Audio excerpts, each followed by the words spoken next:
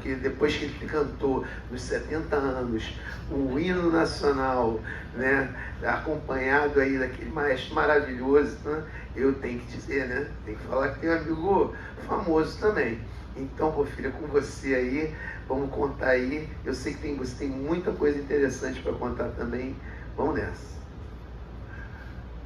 Bom, primeiro agradecer o convite. O Edson, meu amigo, hoje eu gostei de esporte, eu estou nadando no mar e foi um bloqueio que o meu amigo Edson me ajudou a quebrar. Então, uma amizade, até conversando com o Fielberg também, que é um cara que eu tenho muito carinho, que a gente vai descobrindo pessoas, né, nessa empresa e vai construindo relações afetivas, amorosas. A Sui, que está aqui também, é uma pessoa que eu também, minha gerente, mas é uma pessoa que eu tenho muito carinho e muito respeito.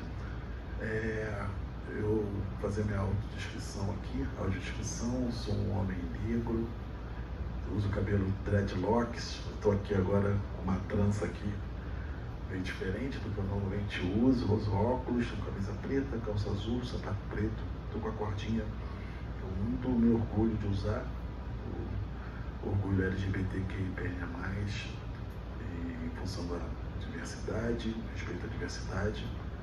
E sou carinhosamente chamado de Nininho. Eu acho que nessa apresentação que o Edson expõe é muito importante para mim, né, falar que eu sou filho de um homem preto, de uma mulher preta, do Morro de São Carlos do Estácio, no bairro do Estácio.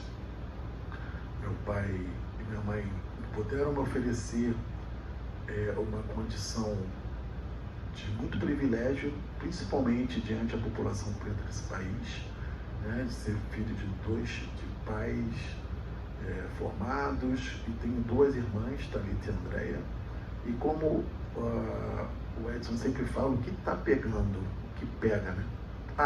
Então um detalhe, a Dora está ali, naquela foto.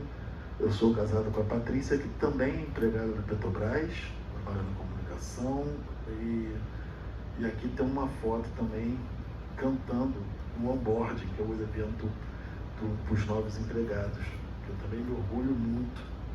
E esse homem aqui ao meu lado é meu pai, no dia que ele foi homenageado no CREA por sua contribuição, principalmente no combate ao trabalho escravo ou análogo a escravo nesse país. E acho que foi isso que motivou, não somente ser engenheiro de segurança, como ser doutor na área. Ele falava assim que ele era um engenheiro que gostava de seres humanos, então por isso que ele escolheu a segurança do trabalho, de proteger os seres humanos. Então o que pega, né? Essa é aquela pergunta que você fez aqui para todos nós. O que pega é que, ao contrário de muitos de meus amigos, né, eu tive e tenho, meu pai faleceu, mas a presença de uma mulher incrível, com minha mãe, e de um pai incrível.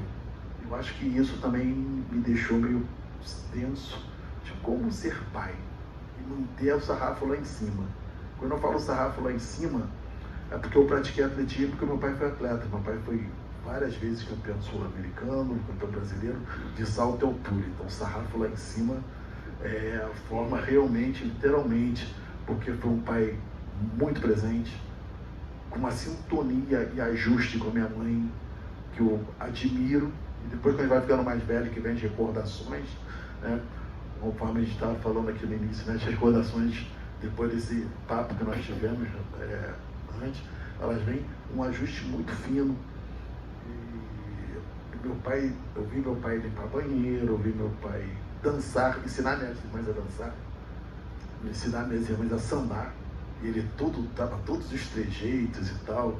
Um pai muito carinhoso, que quando eu precisei aprender a andar de bicicleta, eu recebi um carinho completamente diferente desse que foi relatado, que me incentivou no esporte, no estudo, em tudo. Então, eu literalmente tenho essa coisa de ser um privilegiado com o pai que eu tive, que eu falo que eu tenho, que principalmente eu falo que o atletismo, ao contrário da música, que me proporcionou muitos prazeres dentro dele. Cantar o hino nacional representando a Petrobras, que talvez seja um dos maiores orgulhos que eu vou carregar por resto da minha vida, mas o atletismo me ensinou a perder. E todas as vezes que eu perdi muito no atletismo. Eu era aquele cara, uma promessa, né? Na época o pessoal lá em Jacarepaguá, no Morro do São Carlos do Estácio, que eu lembro dos meus avós, me chamava de Nininho, que eu sou filho do Firinho, né? Meu pai era o Firinho, filho do seu Porfirinho, meu pai o Nininho, o filho do Firinho. Esse é o futuro Ben Johnson. Só que o Ben Johnson daqui voltou velocidade, né? Então se criou uma expectativa muito grande com o meu potencial atlético e os resultados não aconteceram e eu perdi muito. Eu acho que todas as vezes que eu perdi, não só no esporte, com a esquerda na vida, meu pai estava comigo de uma forma carinhosa, de uma forma, às vezes cobrando, até de forma mais, né, um pouco mais forte e tal, em alguns momentos, mas sempre junto. E é interessante observar que minha casa sempre estava cheia, meu pai gostava de casa cheia, minha mãe também, muito festeira. Como eu falei, a gente tinha uma sintonia muito grande, tinha coisa de um completar o outro muito. E ouvir dos meus amigos falar assim, cara, que família maravilhosa, que pai incrível você tem, que mãe incrível você tem, eu adoro a tua conexão com teu pai está sempre presente. E eu achava que aquilo fosse normal, porque na minha família, né, de homens pretos, retintos, do Morro de São Carlos, meus tios também eram assim. Os irmãos, meu pai é o mais novo de 6 irmãos, foi o mais novo de 6 irmãos, minha mãe é do meio de 5 irmãos, e essa conexão familiar, de presença e tal, não só do meu pai comigo, mas com meus tios, era uma coisa que chamava muito a atenção dos meus amigos, no convívio, porque eu acho que 90% deles não tinham isso. Então eles gostavam de conviver na minha residência por isso, gostavam de estar próximo a mim. Eu até brinco, né? Acho que gostavam muito mais daquilo que eles observavam no entorno familiar, muito pelo exemplo da figura do meu pai, do que da minha presença, né? Efetivamente, eu sempre brinquei muito. E é muito bacana você ter um pai como exemplo. Então, o que pega para mim? O que pega para mim é exatamente isso.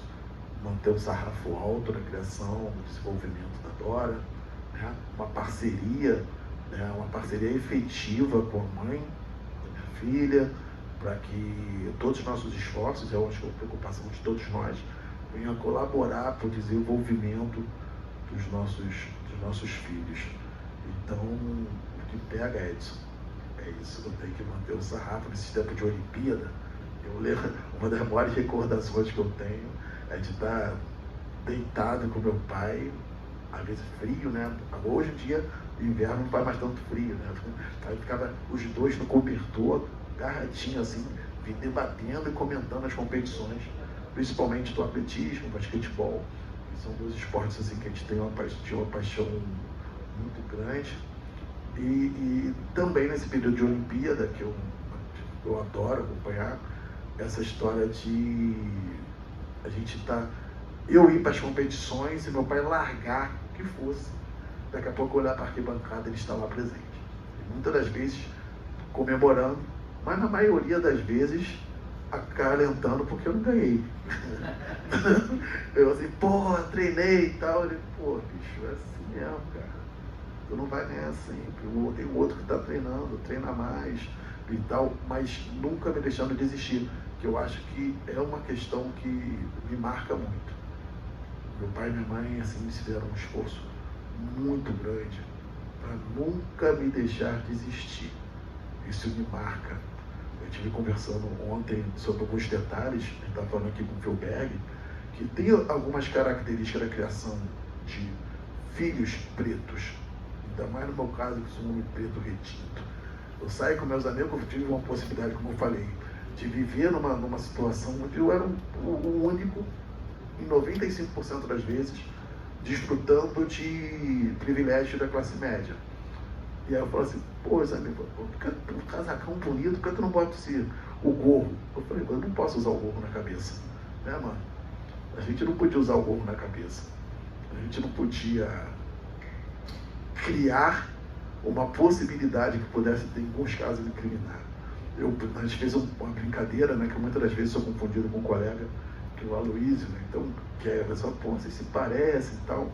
essa foi a grande preocupação, essa foi uma grande preocupação dos meus pais. Eu, ou meus primos, ou seja o que fosse, fôssemos confundidos em uma situação.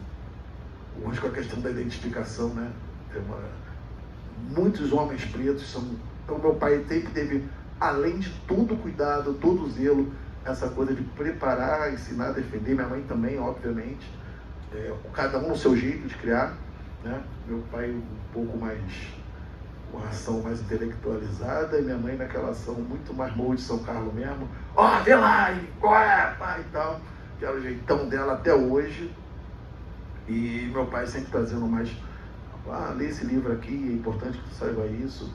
Então, foi um desafio grande, eu fico muito honrado de ter e querer manter esse sarrafo lá em cima na criação da pequena Dora, que domingo completa 8 anos e é meu maior presente, né?